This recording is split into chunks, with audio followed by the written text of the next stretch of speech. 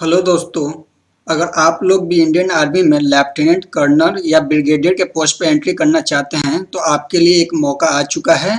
आप Indian army में सीधे ही लेफ्टिनेंट कर्नल या ब्रिगेडियर के पोस्ट पर एंट्री ले सकते हैं।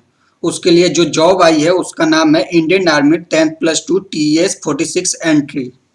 जो टेक्निकल एंट्री के लिए होता है, यह एग्जाम सीधे आपको लेफ्टिनेंट ब्रिगेडियर या कैप्टन के पोस्ट पर सीधे आपको पहुंचा देगा।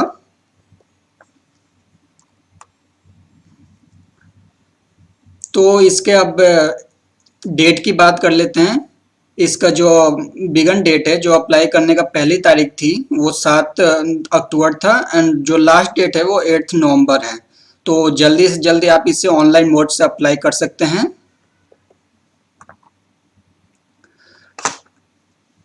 एप्लीकेशन फीस की बात करते हैं तो जनरल, ओबीसी, एसटी या एसटी सभी कैटेगरी के कैंडिडेट के लिए इसका फीस बिल्कुल 0 रुपये है।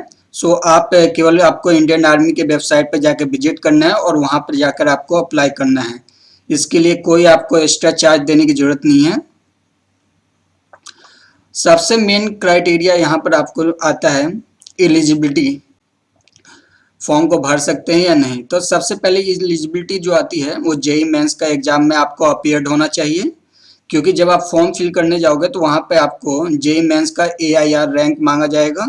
तो इसके लिए आपको जेई मेंस में अपीयर्ड होना मैंडेटरी है। और दूसरी जो क्राइटेरिया है, आप इंटरमीडिएट होने चाहिए, वो भी फिजिक्स, केमिस्ट्री, मैथ से। आपका PCM स्ट्रीम होना चाहिए और उसके मिनिमम परसेंटेज जो होनी चाहिए वो 60% होना चाहिए। अब एज लिमिट की बात करते हैं तो इसका मिनिमम एज जो है 16.5 ईयर्स है एंड मैक्सिमम एज आपका 19.6 है, 19.5 है। अब वैकेंसी डिटेल की बात करते हैं तो ये टोटल 90 पोस्ट के लिए आई है।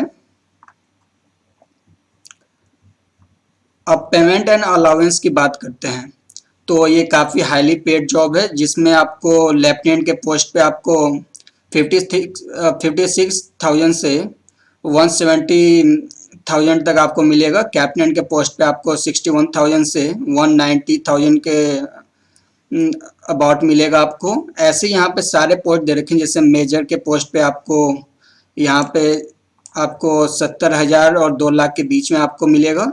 ब्रिगेडियर के पोस्ट पे आप जाओगे तो 1,40,000 से 2,20,000 के बीच में आपको सैलरी मिलेगी। तो इस पूरे आप टेबल से आप देख सकते हैं कि किस पोस्ट के लिए कितना यहाँ पे सैलरी है। अब बहुत ही इंपॉर्टेंट बात आती है सिलेक्शन प्रोसीजर की। सिलेक्शन प्रोसीजर क्या है कि आपको सबसे पहले अप्लाई करना है। यहाँ पे कोई आपका रिटन एग्जाम नहीं होने वाला है। आपको एक मेरिट बेस पर शॉर्ट लिस्टिंग होगी। आपका जो परसेंटेज होगा 12th में, उसके बेस पर शॉर्ट लिस्टिंग होगी। शॉर्ट लिस्टिंग के बाद आपका जो सेकंड स्टेप होगा वो एसएसबी के लिए आपको बुलाया जाएगा। एसएसबी के लिए आपको इलाहाबाद, भोपाल, बेंगलुरु या पंजाब में कहीं पे भी आपको बुलाया जा सकता है। आप इसे चेंज नहीं कर सकते, जहाँ पे भी आपको मिला है यहाँ सेंटर, वहाँ पे आपको जाना पड़ेगा। अब एसएसबी यहाँ पे 2 स्टेप में होगा। अब आप अगर पहला स्टेप क्लियर करते हैं तभी आप दूसरे स्टेप पे जाते हैं, और आप दोनों ही स्टेप यहाँ पे क्लियर कर लेते हैं तो आपका एक मेडिकल एग्जामिनेशन होगा, जो कि इसका डिटेल आप इंडियन आर्मी के वेबसाइट पे भी नहीं दिया गया है। वो उनका स्टैंडर्ड होता है, वो अपने स्टैंडर्ड के हिसाब से वहाँ पे फिजिकल टेस्ट लेते हैं और मेडिकल टेस्ट भी लेते हैं।